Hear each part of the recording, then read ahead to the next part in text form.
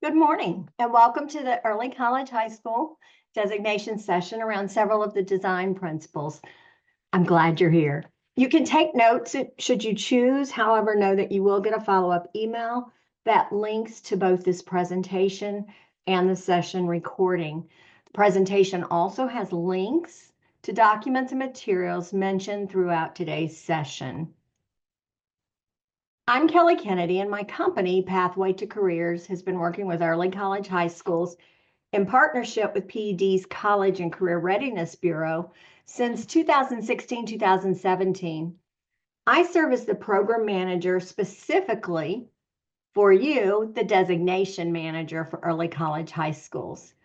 The Vice President of School Services for P2C, Dr. Jamisa Williams, and other school services colleagues also help to support designated early college high schools and those going through designation. Today, we're going to cover 3 design principles. We're going to take a look at equitable access, connection to career, and exceptional leadership. We're going to look at how they relate to program design, planning, and implementation. There are 6 design principles that set early college high schools apart from traditional dual enrollment. And almost all early college programs around the nation use similar design principles. We're going to learn about the remaining 3 of those 6 in our next session. While we will look at them individually, they truly work together for the benefit of the students. So please keep that interconnectedness in mind as we look at each of them. We'll also touch on the timeline and resources. We'll provide an opportunity to ask questions near the end. However, if a question should come to mind, feel free to come off mute and ask, as it may be difficult to monitor the chat, but I'll try. As a reminder, to meet the needs of all potential applicants while still adhering to state-mandated statute, there are multiple application deadlines. Your application submission date determines when you will be notified of your designation status. The earlier you submit, the earlier you will know, thus allowing more time prior to the actual program launch. Today, we're going to start with the equitable access design principle, as it is central to early college high school programming and why the Gates Foundation started the initiative in 2001. When New Mexico launched early college high schools in 2016, they developed a guiding vision. Part of that guiding vision states that early college high schools will be dedicated to enrolling and supporting low-income youth, first-generation college goers, racially and ethnically diverse students, and other students underrepresented in higher education. Also important in the guiding vision is preparing students for careers in high-wage, high-need fields, regardless of whether or not they require a college degree. PED wanted to ensure that equitable access is central to design and implementation. But let's take a minute, however, and look at the 3 concepts: equality, equity, and equitable access. The terms are often used interchangeably, and while similar, there are significant and measurable differences. Equality is not equity, which is not true equitable access. I'm going to share several pictures next to best demonstrate the 3 concepts. In education, equality means every student is given equal resources or opportunities, yet what the students are able to achieve with those resources or opportunities is not a consideration. It's synonymous simply with equal opportunity. Giving everyone the same tools, however, just doesn't work to level the playing field for all students. Equity, on the other hand, recognizes the uniqueness of each student, or even a group of students, and ensures that the appropriate resources, tools, and opportunities are provided to each individual student or group of students in an effort to create equal outcomes for students. It's something most educators support, but it isn't easy to accomplish. If you look at the picture, you see the higher ladder gives the student more access to these apples, but it still doesn't quite do enough. What sets early college high schools apart is they aim to take equity a step further.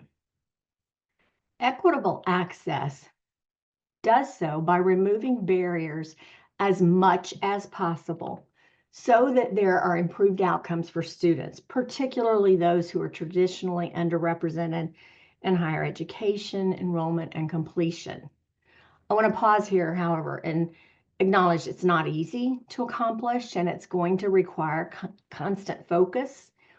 Even more importantly, the rigor of coursework should not be watered down as one method of removing a barrier, that barrier of academic preparedness for advanced college coursework. That's where intentional and careful preparation of students, your onboarding of students, and your wraparound support of students comes in, both prior to and during any advanced coursework, be it college coursework or not. It is the planning and support that aids in removing barriers instead of watering down rigor. We're going to talk more about that when we talk about supporting students in our next session. Removing barriers helps level the playing field. However, there are still things controlled only by the student that we can't always manage for them. In this picture, for example, we can't control how many apples are picked, how persistent they are in picking them, how quickly they can pick them. But the odds increase exponentially when barriers are removed and supports are provided. So let's take a minute to look at possible barriers to equitable access. Here you see, one moment, went to the wrong screen. Here you see a Padlet. Take a minute, if you will, to think about various barriers to equitable access, and let's put a couple of those in. Give you 2 minutes to do so.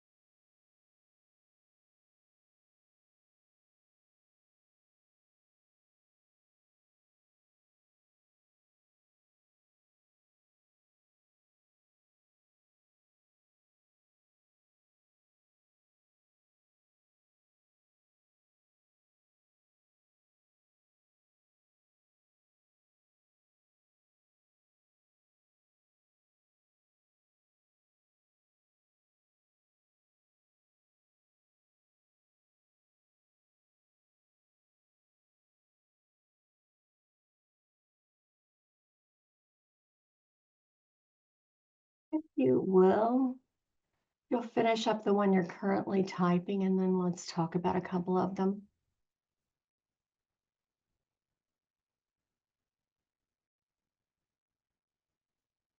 Absolutely, I agree. In looking at the Padlet, I agree. Limiting beliefs. If I don't see myself as college material, I don't see myself being successful in what it takes to either get an associate or bachelor's degree for a specific career, or even certification that's workforce related to a specific career. If I don't believe I can do that, that's a barrier. Possibly financial concerns. I don't see myself going to college because my family can't afford it. My family can't support me. They can't help me. I'm the first in my family to go to college. It could also be a lack of understanding by students and counselors on the labor market, what's needed to have a career in an occupation that's considered to be high wage, high growth. High wage has been defined as above a certain dollar amount, but the general definition would be above the median wage in the region, which is something that could sustain a family. High growth means positive predicted growth over the next 10 years and the various occupations and fields. So think about some strategies you might use for addressing barriers. And we're going to talk about those as we talk about supporting students in our next session. As you're looking at equitable access, in the application, you're asked to project student enrollment for the first 3 years. Rather than read this slide to you, I'm just going to talk about it. One of the ways that success is measured in New Mexico's early college high schools is to look at students who are traditionally underserved, both in college attendance and persistence and certain occupations. That's measured as successful or not for early college high schools. In traditional dual enrollment, most students participating are those who are likely going to go to college or seek additional certification anyway, and they're just looking to get ahead. Most of those students have the ability to be successful with minimal support. But in early college high schools, however, the goal is for your student enrollment to mirror the demographics of the district in high school. You can't just rely on a lottery system or interest to build your population, because most of those students don't see themselves as college-going material. You must actively and intentionally recruit and market to those students and families. Consider marketing and recruiting as early as middle school. Involve stakeholders, families, early and often. Look at how students apply to and are admitted to your early college high school. How can you minimize the barriers for both getting into a program and finding success in your program? So how do you determine then which students are underserved and which actual student demographics you seek to include? While that's not something you actually detail in your application itself, it is something that you need to be aware of for how you will address your student enrollment goals, how you address your intentional recruiting and outreach efforts, and how you then are assessed even further down the line in the years to come on the success of your program based on a rubric we will look at. It does impact successful implementation of an early college high school as defined.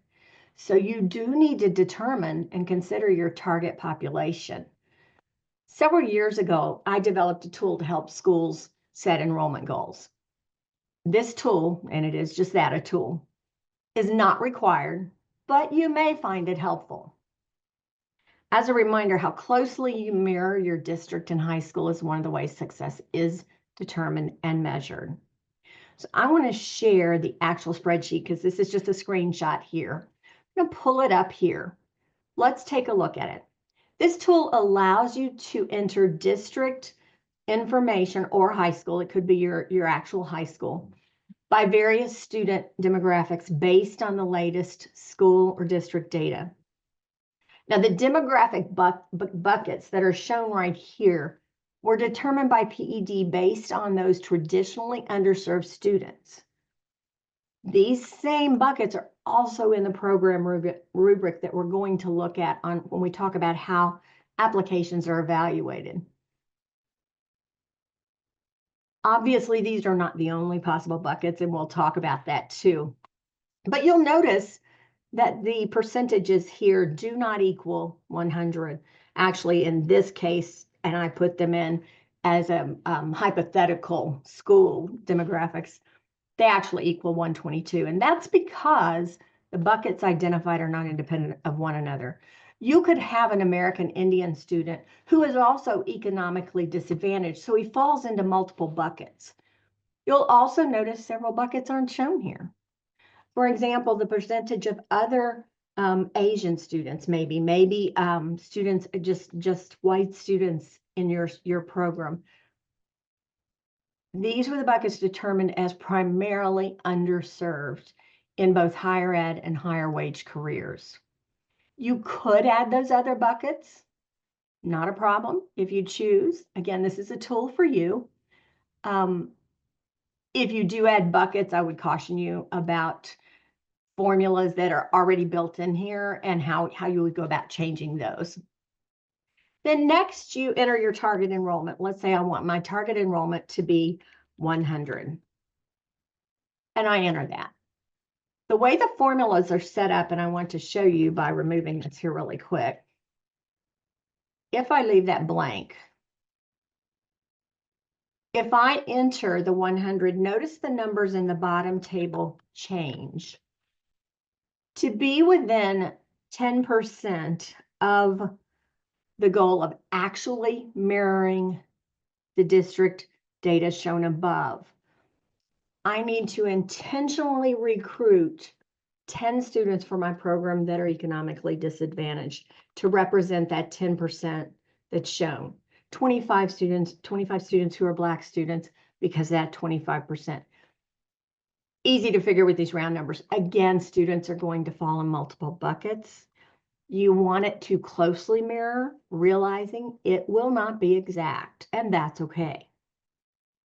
Again, it's not perfect. It doesn't include some groups that may be less marginalized, maybe marginalized in your own school and area. Let it serve as a tool, though, to guide enrollment goals and recruiting efforts. The totals at the bottom don't equal 100 either, which is your target enrollment, but they represent this. So you're not going to necessarily enroll the exact same number of students who might fall in the same number of multiple buckets. So don't worry about that. It's just a tool to sort of guide that. I can walk you through this at a later date or in office hours if you would like.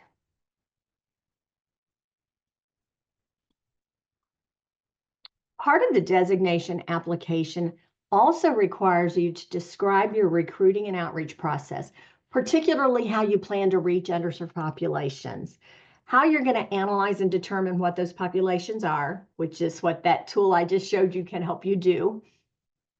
Once you know your target population and have looked at various demographics to set your goals, you can then consider the strategies you're going to use for outreach and recruiting. And that's where you provide that description of that outreach and recruiting. There are many ways of reaching out to prospective students, but to truly reach those students who may not see themselves as part of such a program like an early college, high school, you may have to get creative. Obviously, you might create brochures, letters, you might host presentations or share information or materials to middle school students and their families. I would recommend meetings, presentations for families, even holding some of them virtually or in the evenings or on weekends to reach those families who work and are unable to attend during the school day. Involve post-secondary partners, your community, business leaders in the process of helping to recruit. Invite them to help with the presentation. Use multiple languages, both orally and in written communication, whether that's Spanish, Navajo, whatever language is prevalent in your school community among the students and the families. I know one leader who actually spent time at a local laundromat talking to families on Saturdays. Another placed informational materials in places like laundromats, grocery stores, health clinics, places families might visit. I also recommend as part of your plan that you sort of develop a flow of responsibility and maybe even a calendar of sorts just to help you lay it out. It's not required for the application, just a description, but as you're looking at actually implementing your plan.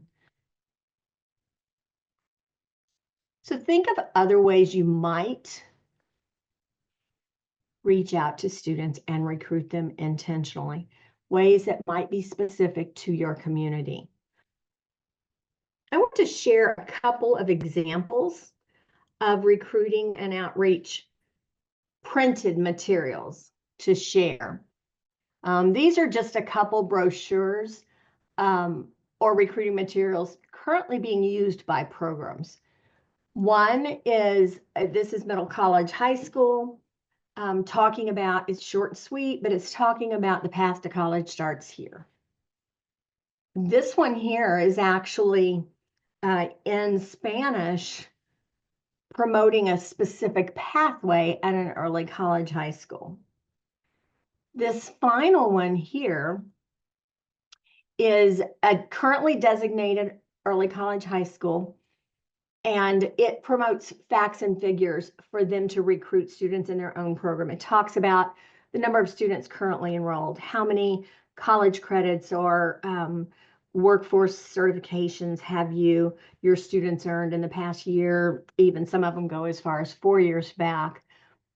Yes, it's true, you couldn't do this particular one right this moment, but you could do one quite similar. Let me show you what I mean. Here is one done by a program that is just getting ready to launch. They are planning their initial year to have 65 students. They're going to offer 7 programs of study to begin with that are related to 17 different industry certifications and associate degree pathways. And then it points them to Cimarron's early college high school website. That could be used as a recruiting material for your program, for your parents to recognize what you offer, for your students to recognize what this can offer. Would be a great idea for recruiting materials. Questions about that?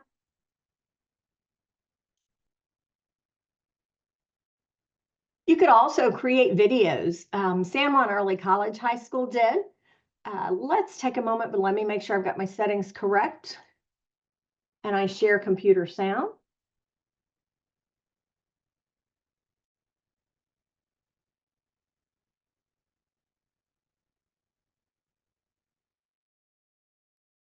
This is a video San Juan College High School has done.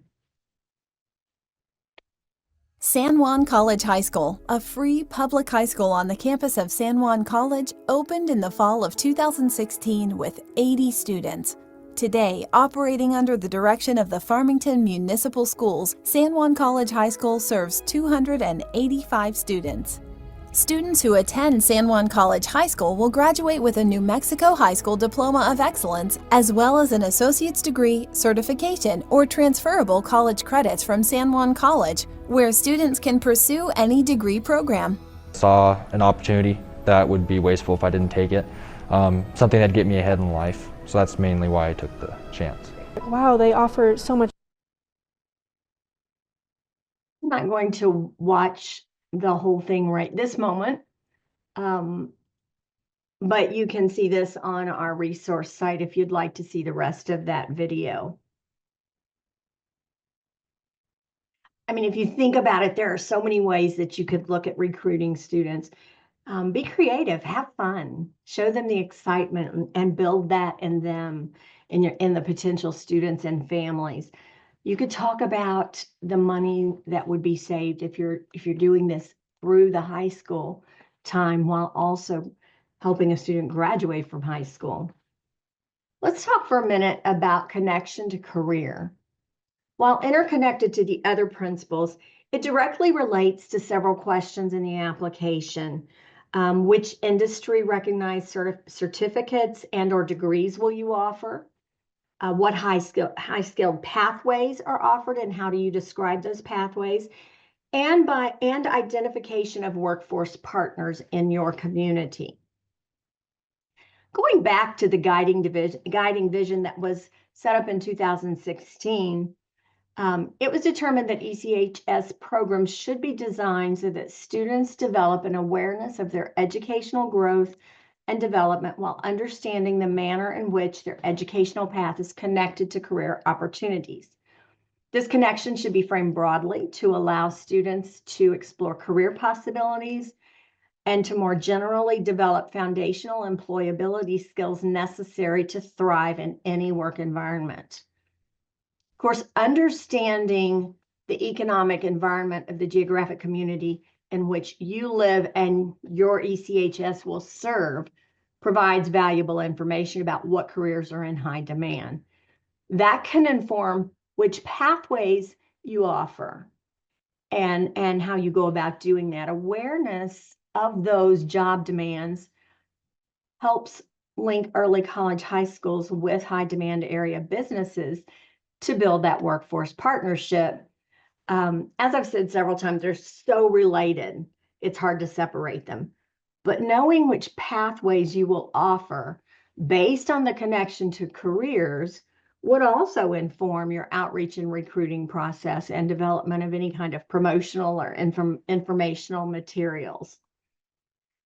When you're considering pathways, whether the industry recognized certificates and or degrees you may offer, the most important thing to consider is labor market information for your region or area. Leverage local businesses, particularly those that are in high demand. Work with them to build a variety of workplace experiences. I was talking to someone in the northwest portion of the state earlier today, and we talked about how health sciences has a great number of openings and it's a high wage job for students, and that might be a pathway that school considers offering. Involve the business partners to infuse your curricula with real life projects for students, maybe even work-based learning. There's several ways to gather labor market information. It could come from your most recent CLNA report that is used for Perkins funding by your district. It could come from your local workforce office and the personnel there. It could also come from the Labor Market Navigator, which was developed by my company, and it is available free of charge to all New Mexico educators. This is the link to that pathway. How many of you have seen or used this tool? Okay, good. Some of you have, some of you not. I'm happy to stick around after the session to show you this tool in more detail. It's really a cool tool to use when you're talking about specifically exploring your area. Let's just go to RTJ here and just see out of curiosity. It gives you a lot of information both about the area. It gives you information about the various career clusters, and you can sort by annual openings. You can sort by median wages. A lot of information. Other parts of this site give you details on what types of education and or certifications you have to have for specific jobs. And then it breaks down the wages and the potential openings for specific jobs to even better inform pathways. I'll walk you through this using this a bit later. If you are interested, I'll also be prepared to share that in Thursday's office hours. More than local businesses, though, be sure to include career counseling. And I'm sure that you already offer counseling and advising to students in your high school. But the career counseling piece is helping to students to determine a career path to which they're well matched. My company also offers another tool called Career Explorer, which is also free to you. It's linked at the end of this presentation, and I can help you get connected. But it's great with lessons that are across a variety of subjects. And then it also has student dashboards where students can individually create a place to gather information both about their interests and labor market information, education required for specific careers, helping them to determine pathways they may want to take beyond even high school graduation. I wish something like this had been around when I was in school. I had no idea what I wanted to do. I encourage you to incorporate direct instruction and support so students can be successful and in any career. And that support should be more than just academic. Don't want to spend much time on this. People call them soft skills, people skills, emotional quotient, whatever you choose to call it. 80% of professionals, over 5,000 professionals that were surveyed by LinkedIn last year, report that these types of skills are increasingly important, especially in a constantly changing workplace.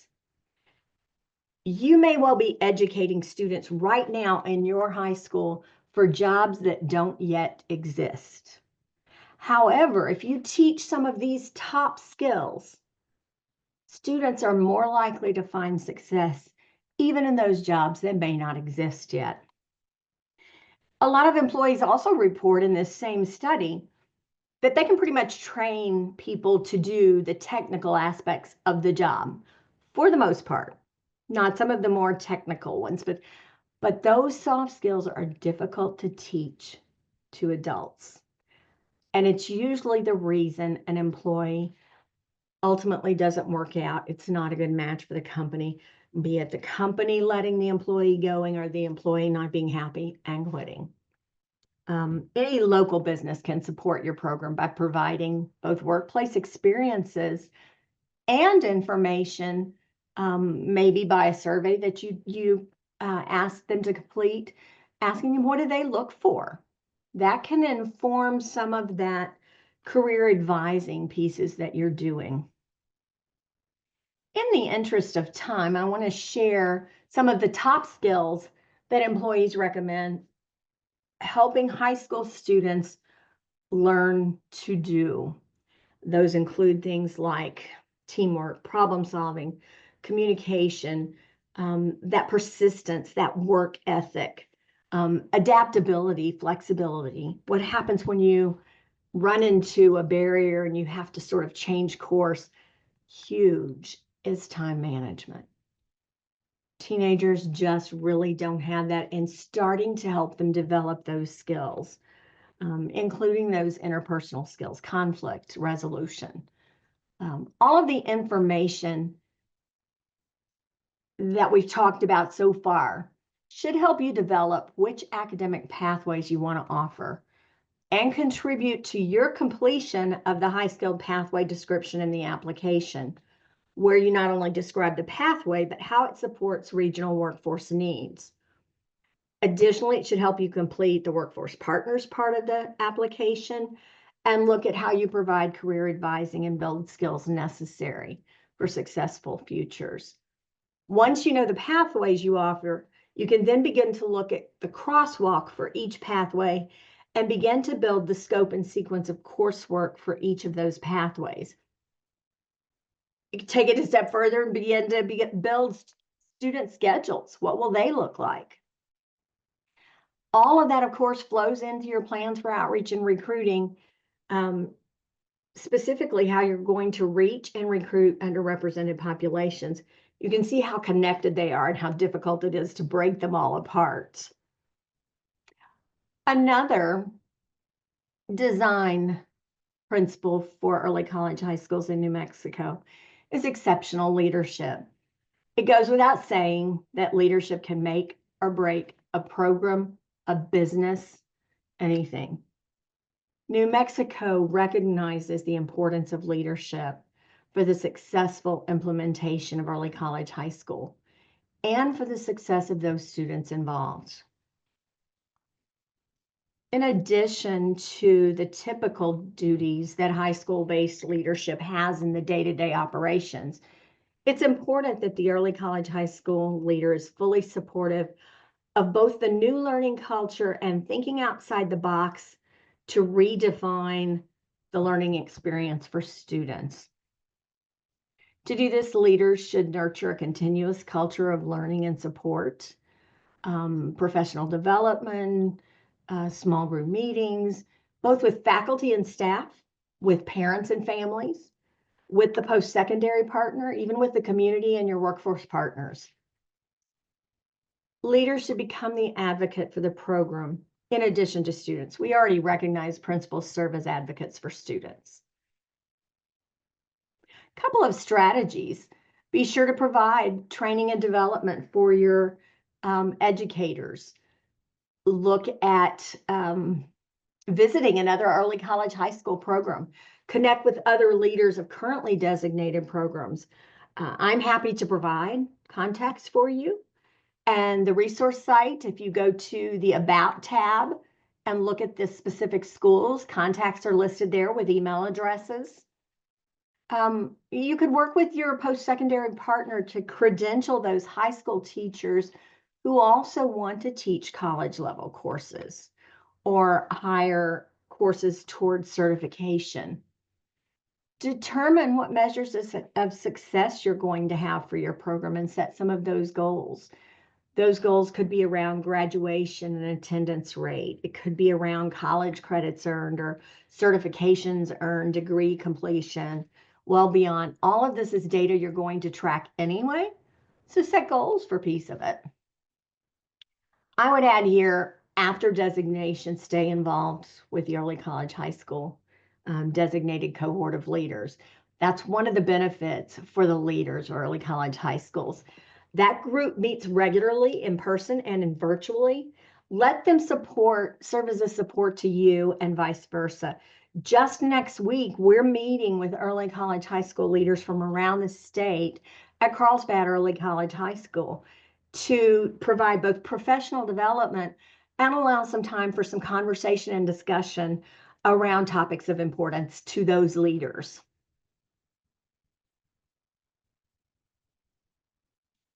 Any questions?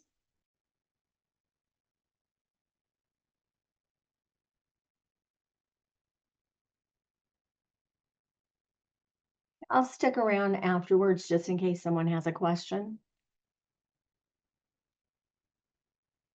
On February 18th, we're going to cover the remaining 3 design principles: academic pathways, robust student support, and partnerships, as well as look at the rubric by which your application will be evaluated. We're going to look at both the design principles, more the philosophy of those design principles, and then how they relate specifically to your application and program planning and implementation. Also, I host drop-in office hours every Thursday from 11 to noon. All you have to do is click the link to join. This week, I will be available and prepared to answer any questions you have, but also specifically prepared to support your work with determining target populations and using labor market data. This link to join office hours is also on the resource site. If you scroll down to upcoming events, you'll see office hours there. The session resources includes those I've mentioned today, like the Labor Market Navigator and the Career Explorer. There's also a tips and strategies page. Most of it's common sense, but still quite helpful to successfully completing the application and becoming a designated early college high school. I want to again remind you, as I've referenced several times, the resource site. Specifically this last page, the designation resources here, where you can see some of those documents that you can access, as well as session recordings and materials.